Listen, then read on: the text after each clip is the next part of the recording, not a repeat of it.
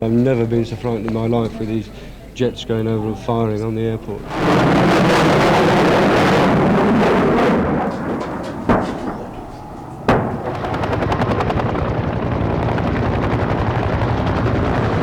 The worst time of all was when the transport planes came round and we assumed they were going to land, and suddenly, of course, they started dropping paratroopers.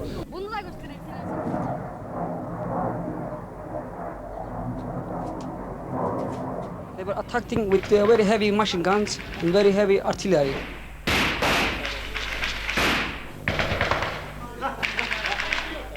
The UN picked us up and took us straight through down on the convoy. All those wishing to be evacuated, the last vehicle of the convoy will leave the Hilton Hotel at 1500 hours.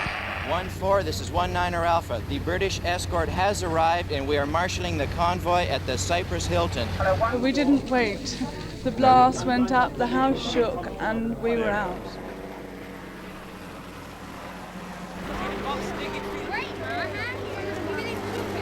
The men of the village are arrested. The other ladies and children, we don't know what happened to them.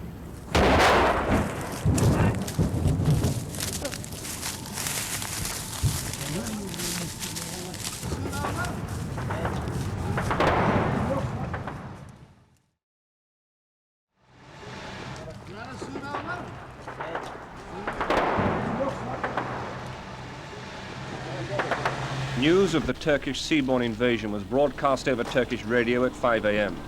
The announcer warned the Turkish community in Cyprus to evacuate their homes and find shelter underground. People rushed from their homes for bunkers near the Turkish hospital in the Turkish quarter. We were driving out on the main Nicosia to Kyrenia road when we first sighted the aircraft, flying low over the Kyrenia mountains to the north. The Turkish airborne invasion had begun.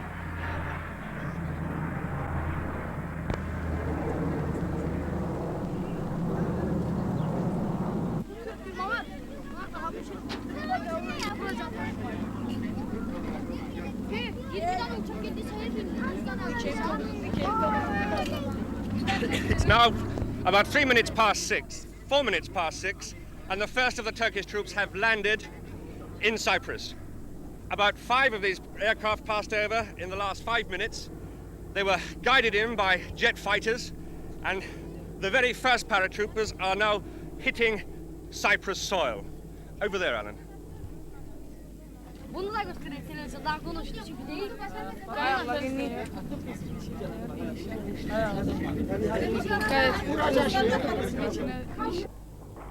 The aircraft came in waves at 5-minute intervals with 60 paratroopers for each aircraft. Their dropping zone was less than 2 miles from the capital of Nicosia. We waited for the Greek-controlled National Guard to begin firing on them with artillery, but nothing happened. They, like us perhaps, could just not believe it was happening.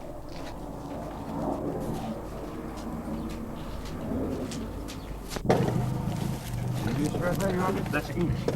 My name is Nicholson. How do you do? Saw him come down.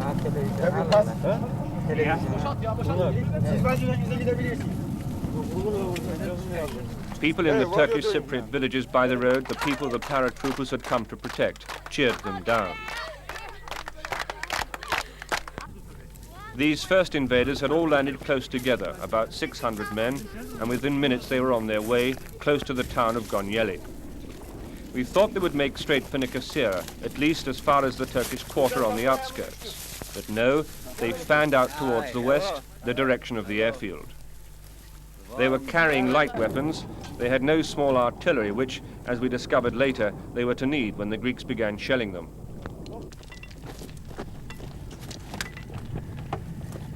They were led by a sergeant, a standard bearer in true invading style. The bright red color of the Turkish flag on an open plain like this, clearly visible to the Greek artillery gunners on the other side of the road.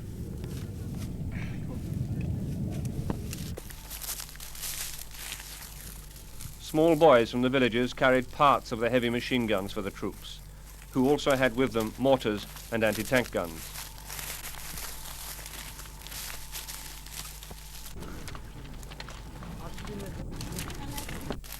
They've been here an hour now since they landed from the DC-3s. Now about 500 of them in this position. They're moving towards the main road, the Kyrenia Nicosia Road, and now 1.5 miles from Nicosia over there.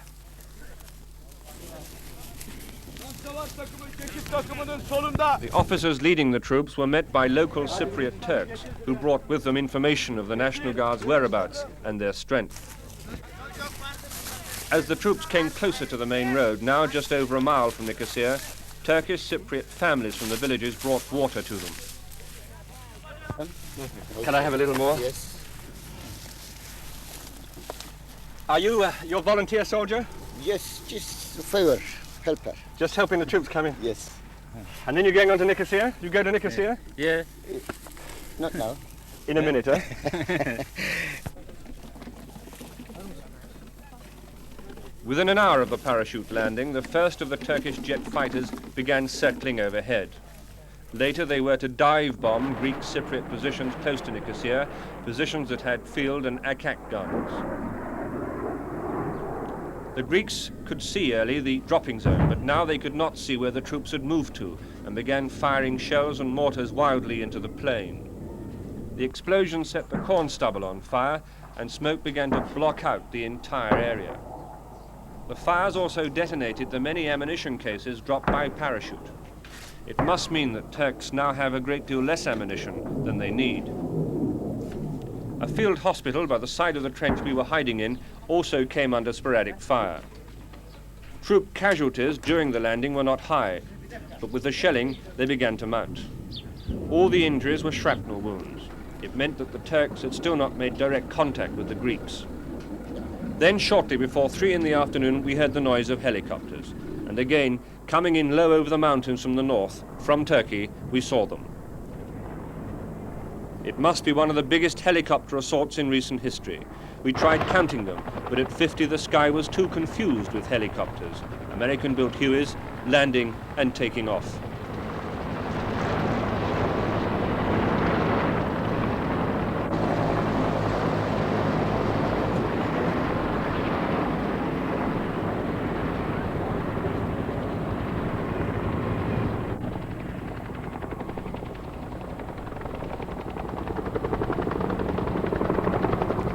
Troops took cover away from the road and moved east.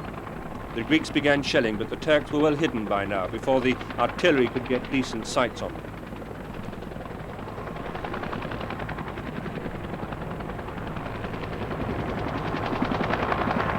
As of 6 o'clock Saturday night, we have witnessed over 1,000 Turkish troops land on the plains around Gönyeli, less than 2 miles from Nicosia. Troops who are now in vitally strategic positions surrounding Nicosia on the east and on the west. Michael Nicholson, ITN, Gönyeli, Cyprus.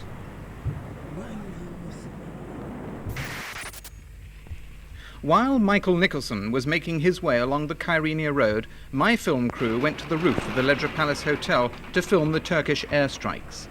F-100 Super Sabres were attacking targets on the road to Famagusta, to the west of the Kyrenia road, and apparently Nicosia Airport. Meanwhile, the scale of the ground fighting in the city rapidly intensified. Warning shots were fired at cameramen exposing themselves on the rooftop, but it wasn't until a shell scored a direct hit, killing one National Guardsman outright and seriously wounding another, that the press decided that discretion was perhaps the better part of news coverage. Even so, it was clear that the hotel, a graceful 5-story stone building which has the misfortune to straddle the so-called Green Line dividing the Greek and Turkish communities, had itself turned into a key military objective. The thick interior walls which were protecting the non-combatants were also tempting cover for the National Guard. At 11 o'clock, the National Guardsmen were driven down from the roof, and they brought with them 2 heavy machine guns. It soon became clear that they were planning to turn the hotel into a military strongpoint. This was disturbing for 2 reasons. Firstly, the soldiers, while courageous, were very poorly trained. And secondly, it was clear that they lacked the firepower to hold off a determined Turkish attack. Their weapons were an odd assortment, ranging from modern Russian AK-47 assault rifles to Sten guns of early World War II vintage.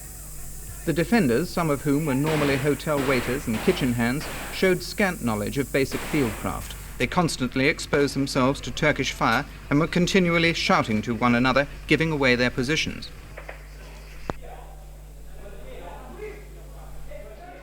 Not surprisingly, they took several casualties. The presence of the National Guardsmen inside the hotel itself made conditions additionally dangerous for the non-combatant guests. There were about 30 women and children, mostly British and German tourists, although there were also some airline stewardesses and several hotel maids. Most of them went to the hotel's basement, but as it became clear that we were in for a prolonged siege, several decided to come to the cooler and slightly more comfortable first-floor hotel corridor, where they joined scores of journalists.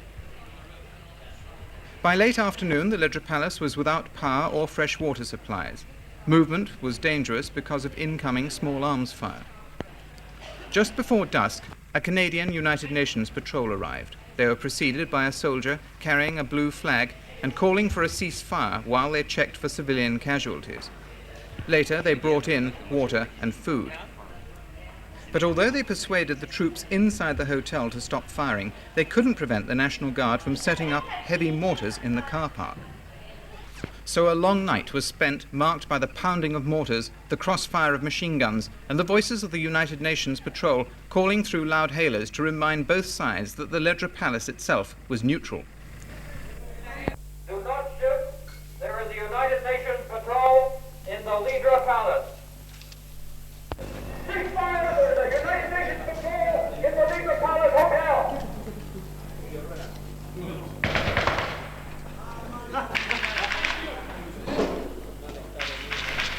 All right, sir. We get fired. There is a United Nations patrol in the Ledra Palace. By 7 o'clock in the morning, the Turks had had enough, and they gave an ultimatum. Either the mortars stopped firing or they would bomb the hotel. The United Nations patched up a hasty truce while the women and children returned to the basement. By 8:30 there was comparative silence, although you could hear the distant sound of Turkish airstrikes in the distance. The United Nations were arranging for the civilians to be evacuated to one of the British bases. The fact that none of the hotel guests had been injured during the night was due entirely to the courage of the Canadian soldiers. But whether the United Nations will be able to organize a successful and lasting truce between the Greek and Turkish Cypriot communities after fighting on such an intense scale is another matter.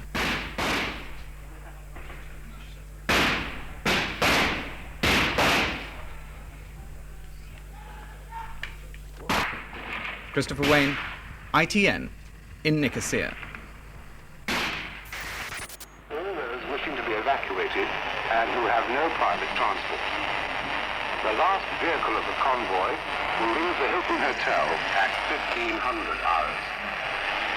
If possible, display the Union Jack or your own national emblem on it.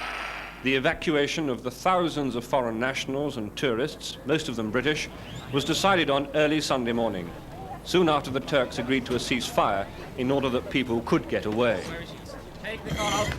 1-4, this is 1-9er Alpha. The British escort has arrived and we are marshalling the convoy at the Cyprus Hilton. Over. The Turks had given 1 hour for the whole operation to be completed. The idea was that all non-Cypriots from companies, embassies and hotels should rendezvous at the Hilton Hotel on the Limassol Road, safely away from the green line that divides Greek from Turks. People brought only what could be easily carried.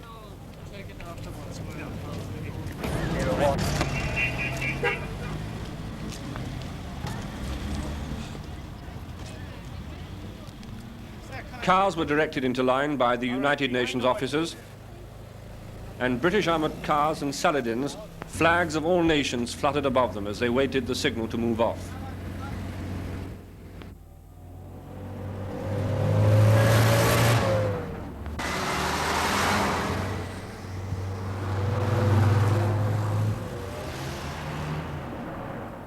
Mile after mile after mile of cars waited, but there was no panic. By the time the convoy had left the outskirts of Nicosia, it was estimated to be over 4 miles long. Drivers had been told to keep as close to each other as possible.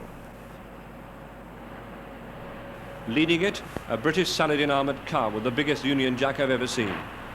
Spaced all along the 30-mile route were other British Army patrols in radio contact with the patrol ahead, so that if there was trouble on the way, the leading Saladin would know of it in time.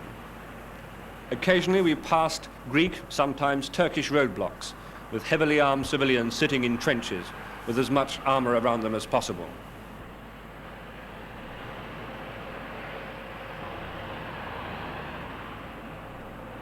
Within 2 hours of leaving Nicosia, we arrived at the British sovereign base of Gönyeli on the southern coast.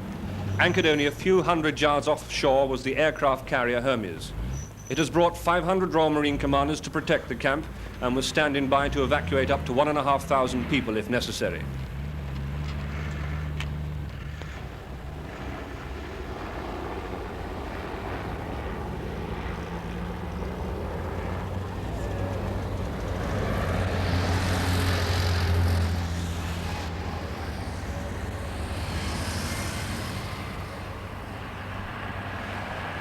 The thousands of cars were parked, and people then began to wait in groups according to nationality.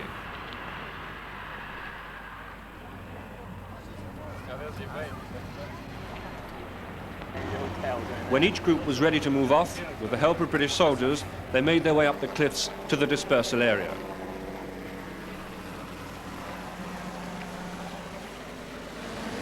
At no time in the entire operation was there the slightest hitch. 25 miles through a country where, for the sake of the safety of these people, war marked time.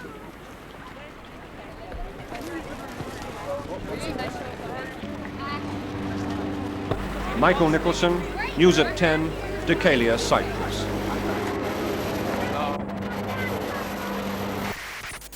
Many of those who arrived on the 5 flights today had only the clothes they stood up in. David Ashley, a teacher on holiday in Cyprus, left everything behind. He was fitted out by the Women's Royal Voluntary Service, whose members had a variety of clothes for scantily clad holidaymakers. Russell Brett arrived without any shoes. He was given a pair of sandals. Russell celebrated his 4th birthday yesterday under fire in a UN command post. His parents and their friends were in Kyrenia when the Turks invaded. They're the only ones who have left the area and reached safety. I think the worst time of all was when we went round and we got on the straight road going into Nicosia, about 7 miles out, and the transport planes came round, and about 8 or 10 of them, and we assumed they were going to land, and suddenly, of course, they started dropping paratroopers.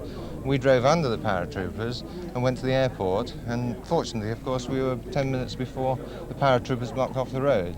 Was there any time when perhaps you didn't think you were going to make it? Well, I think when we got to the airport and we saw Peter and Sandra there, and they just rocketed the airport for the first time, and Peter said, you know, the airport's closed and they've just blasted the runway for the first time. We felt somewhat depressed, you know. So fortunately, a UN major came along, a British major, and said, well, you'd better come along. There were about 12 or 14 of us then. We went to the UN camp, which was unfortunately about 250 yards from the airport, and we spent 36 hours there. Your children had to have shoes given to them when they got here at Yes, Prize well, Norton. What happened to their clothes? Well, you see, we'd almost finished it.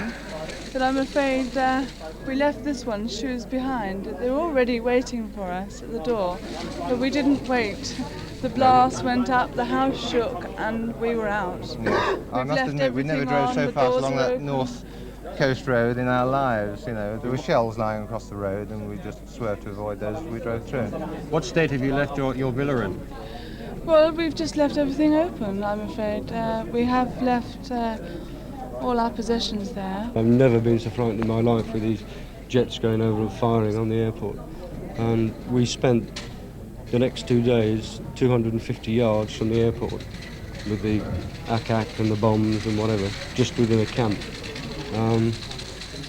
You know, we were reassured that we were safe, but then after the couple of false alarms, the UN picked us up and took us straight through down on the convoy and straight the way back through. But believe you me, I've never ever been so proud to be British.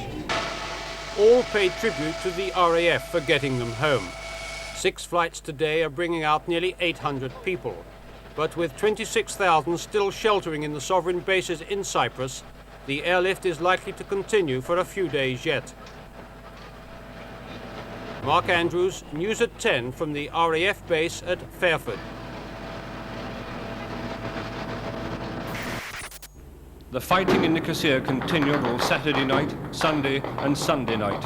It was sporadic, but at times intense.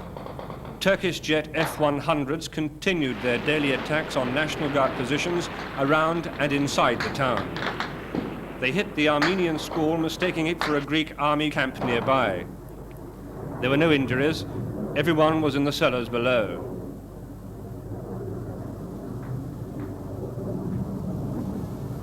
Another rocket attack hit the Nicosia Psychiatric Hospital, where 380 patients were asleep. The wards were completely destroyed, and over 60 patients were killed and injured. Right up until this morning, Monday the 22nd, tanks patrolled the streets in and around the Greek parts of the capital. The tanks have been used as artillery pieces to bombard the Turkish quarter and the invading Turkish army's positions close by.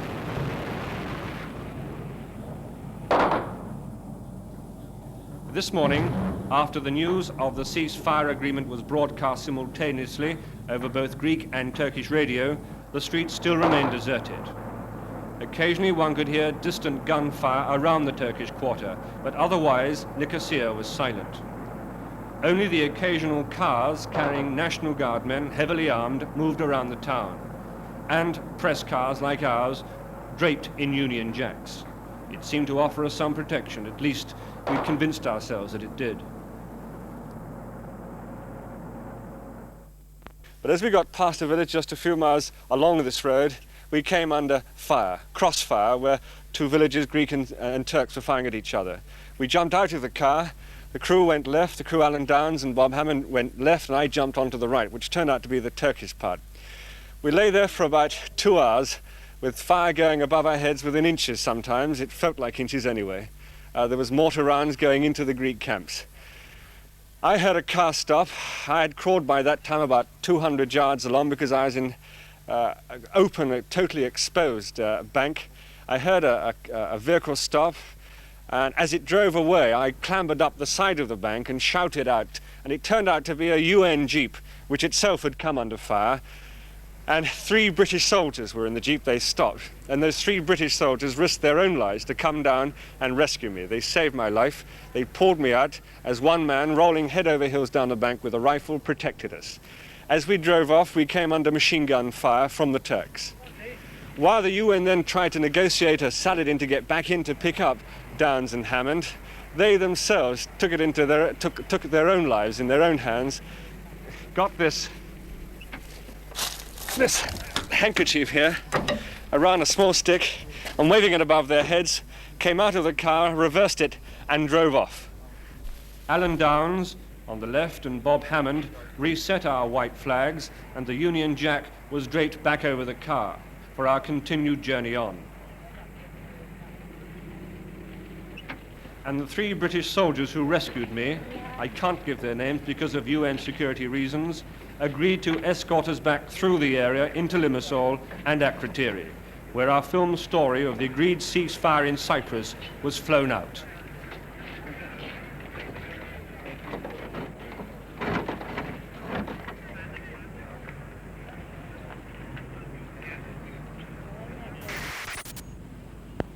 A mile to the west of the military headquarters at Episkopi are the playing fields and sports arena in what's officially called Happy Valley. Today, it's a refugee camp for thousands of Turkish Cypriots who've escaped with their lives and almost nothing else. Most of these people come from villages in the southwest corner of the island, near Paphos and Katima, or farms and villages immediately adjacent to the base. Not many managed to escape from Limassol, which is now firmly in Greek Cypriot hands. Almost all those people I spoke to said they'd been attacked when news of the Turkish landings first spread. They were attacking with very heavy machine guns and very heavy artillery. Yes. And we have to move back to save our lives and to move back to the mountains to come to the British bases. Now, what happened to the members of your family? The members of my family were arrested by Greek army, and my brother, who is a British subject, is taken which is unknown. So you don't know what's happened I to don't him? know where he is and where is my family as well. Were many people in your village killed? I know that only 2 people is killed at the moment. The others fled to the safety of the bases? They are safety, but the other people of the village are arrested. The men, the other ladies and children are in the village. We don't know what happened to them. At the moment, the tents have been put up on the camp rugby pitch. The summer nights in Cyprus are very warm, and so the main problem is providing shelter by day. The heat is causing some problems, particularly among the very young children, and several cases of heat exhaustion have been treated by volunteer ex-nurses married to British servicemen. The nurses have been working in a makeshift sanatorium made of parachutes, and they've handled everything from prickly heat to women in labour. The food is limited, and the army compo rations are unlike the normal Turkish diet.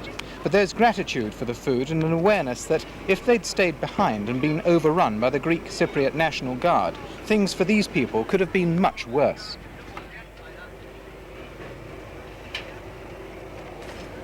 Perhaps the most difficult cases of all are those Turkish Cypriots who were themselves on holiday from Britain.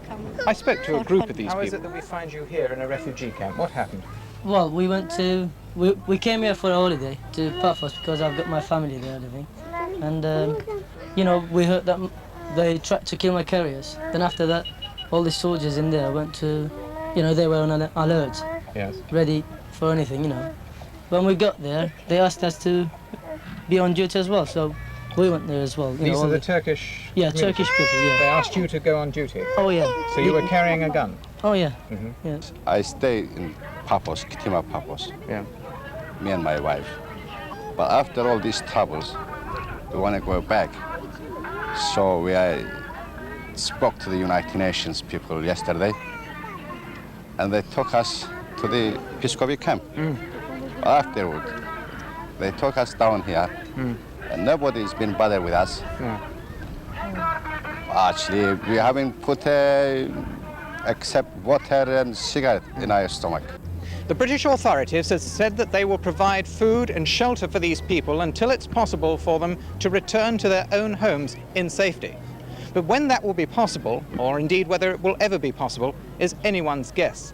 In the meantime, their presence here is both a problem and an embarrassment for the British forces, and a reminder of just how closely Britain is really involved in the Cyprus situation. Christopher Wain, News at 10 in Happy Valley.